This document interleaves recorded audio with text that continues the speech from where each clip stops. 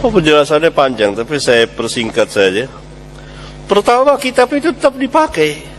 Yang kita pakai apanya? Dalil. Asy-Syafi'i mengatakan, para imam semua mengatakan, apabila perkataanku bertentangan dengan dalil, maka tinggalkan perkataanku. Tidak bermadhab bukan berarti meninggalkan ulama, tidak.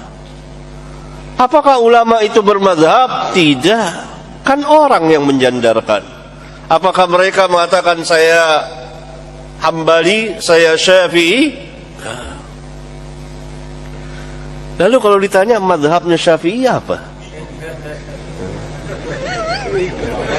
Apa madhabnya Syafi'i? Apa madhabnya Abu Hanifah?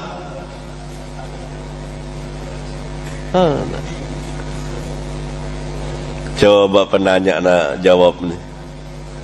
Madhabnya Syafi'i apa? Madhabnya Alkitab wa Sunnah.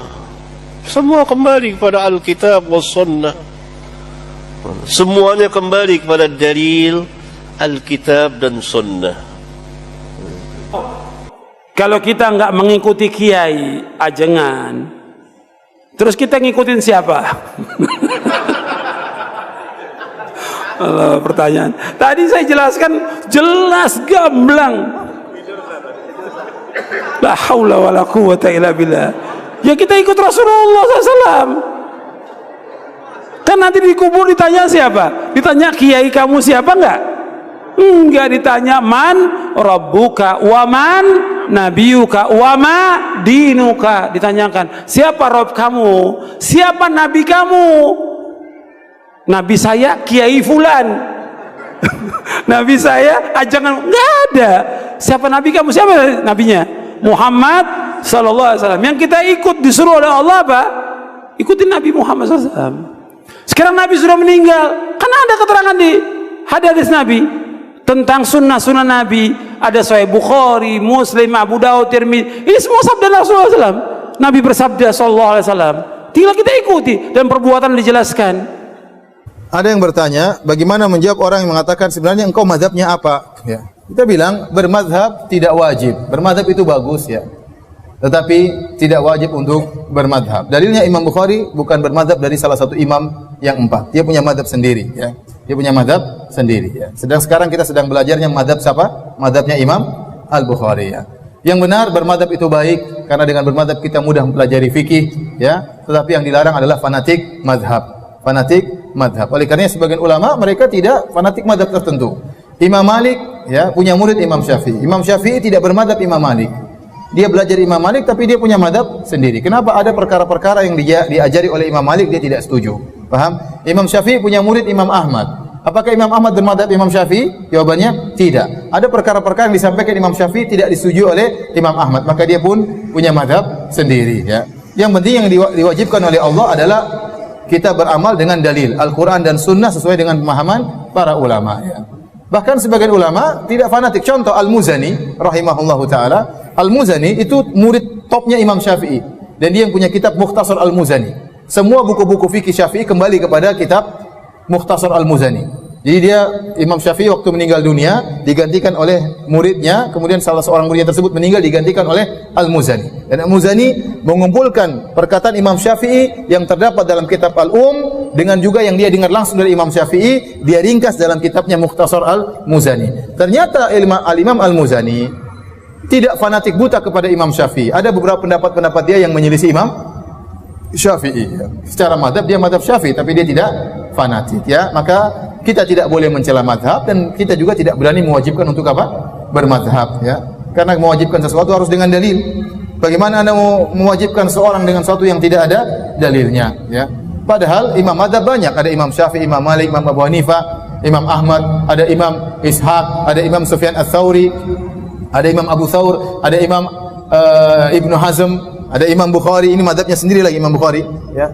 Maka bagaimana kita mau? Belum lagi kalau sebelum mereka Abu Bakar, Utsman masing-masing punya metode sendiri. Ya. Kemudian namanya fikih banyak apa namanya perbedaan, banyak khilaf. Yang tidak boleh beda adalah masalah akidah. Oleh karenanya 4 imam madhab seluruh akidahnya sama. seluruh akidahnya sama. Imam Bukhari akidahnya sama dengan Al-Imam Al-Muzani, sama dengan imam-imam yang lain. Adapun mazhab fikih banyak perbedaan ya.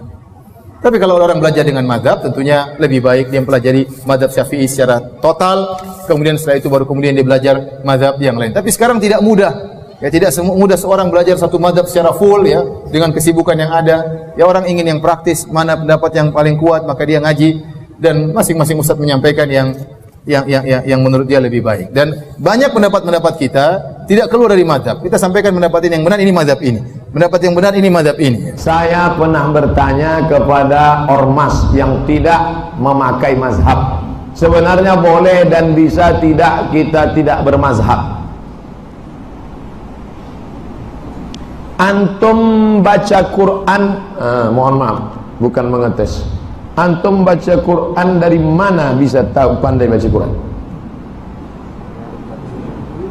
Enggak, metode yang antum pakai alif, yang saya pakai dulu alif di atas alif di bawah alif depan u a i u sama. Berarti kita sedang bermazhab namanya mazhab Qaidah Baghdadiyah. Anak-anak sekarang tak pakai itu. Sabah. Ini dia mazhab namanya mazhab Kiai Haji As'ad Humam dari Yogyakarta. Nah, Allah nyuruh kita baca Quran. Iqra'ul Quran kata Nabi. Fa innahu ya'ti yaumil qiyamah. Quran akan datang hari kiamat. Cara membacanya bagaimana? Begitu juga dengan mazhab ini. Quran, hadis, ijma', qiyas.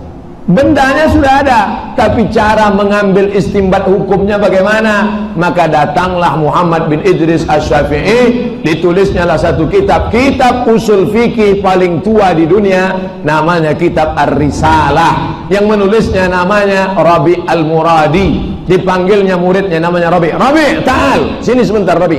Rabi' pun datang, tolong kau tulis risalah, tulis suratku. Imam Syafi'i pun berkata, Rabi' menulis 300 halaman, tidak pakai laptop. Satu disertasi, jelas.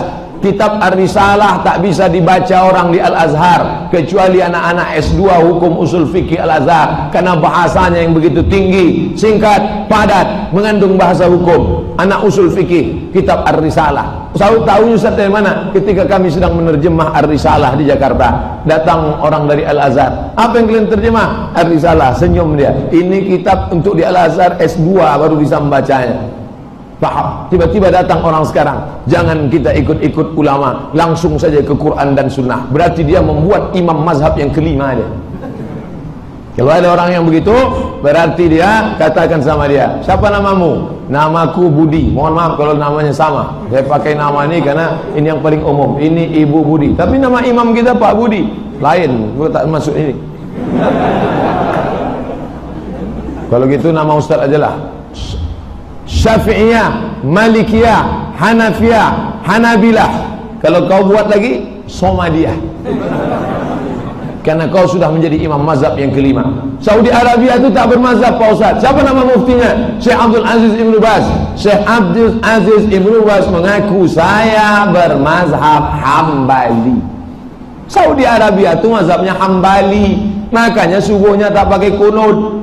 Mazhab Hambali subuh tak pakai kunut. Ini baru umrah 2-3 hari balik udah menyalahkan imam masjid. Oh, aku kemarin di Mekah tak ada kunut di sana. Ini orang-orang perbaungan aja buat kunut nih. Bagaimana dengan yang menyatakan kami tidak mengikuti madhab tapi berada atau berdasar Al-Quran dan hadis saja? Ya, semua madhab itu Quran hadis. Nah, yang lainnya apa? Yang lainnya Taurat Injil gitu. Semuanya itu Quran hadis, nggak ada yang nggak Quran hadis. Cuman ini masalahnya semboyan saja, jargonnya Quran Sunnah. Ya sama semuanya Quran Sunnah. Nggak ada yang Taurat wal Injil. Nggak ada. Itu hanya jargon saja. Terus Anda baca Quran difahami sendiri. Hadis difahami sendiri. Ya insya Allah Anda tersesat. Nggak bisa. Kita mengikuti pemahamannya para ulama. Imam Syafi'i, Hambali, Maliki, semuanya itu pakai Quran hadis. Cuman mereka memahami dan dihidangkan kepada kita. Ini loh kesimpulannya. Nah, kita tinggal ngambil kesimpulannya. Nah kalau kita Quran dipahami sendiri, hadis pahami sendiri, akhirnya nanti nulis kitab judulnya ternyata akhirat tidak kekal. Wah ini tersesat ini. Al-Quran dipahami sendiri. Ada lagi yang nulis buku sholat tahajud di siang hari. Wah, ini ajaran aneh-aneh ini.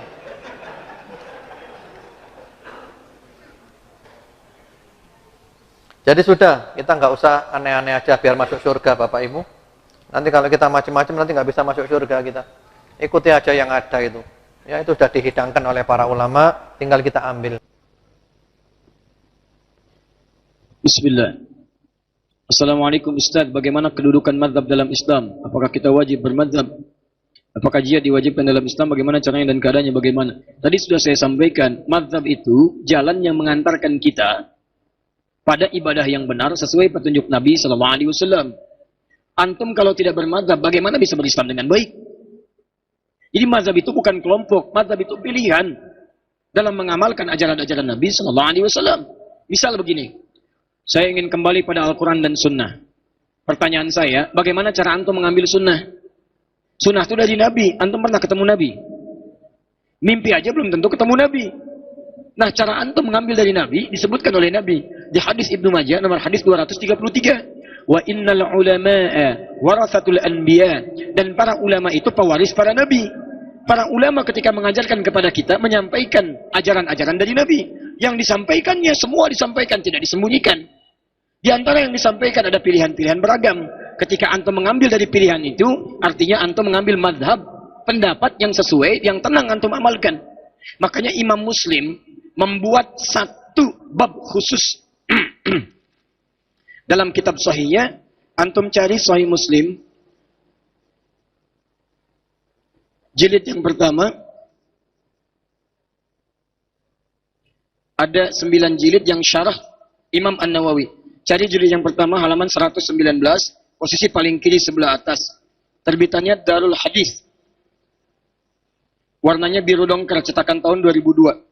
Saya belinya di Kairo tanggal 26 Juli tahun 2006 di belakang Husainiyat. Harganya masih 450.000 pada saat itu. Lihat, Imam Muslim di antara penulis kitab sahih, orang alim. Dan beliau juga menyampaikan dalam satu babnya, Babul Isnadi Minaddin. Babul Isnad, bab belajar agama sesuai dengan runtutan sanad. Sanad itu dari orang-orang yang tersambung ilmunya, informasinya sampai ke Nabi SAW.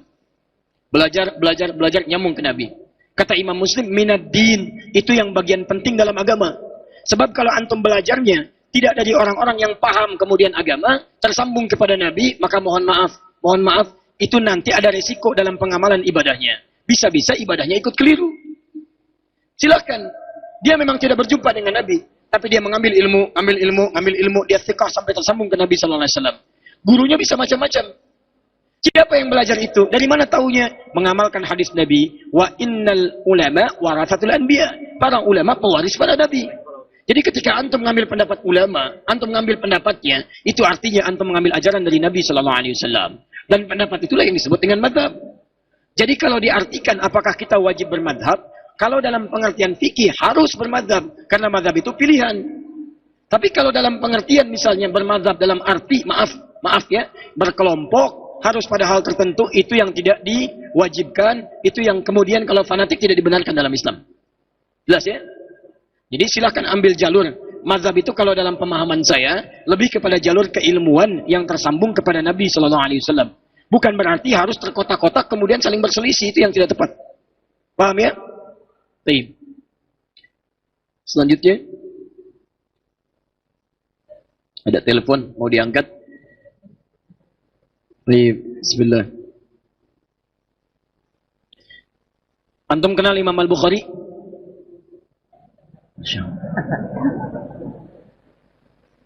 Alhamdulillah.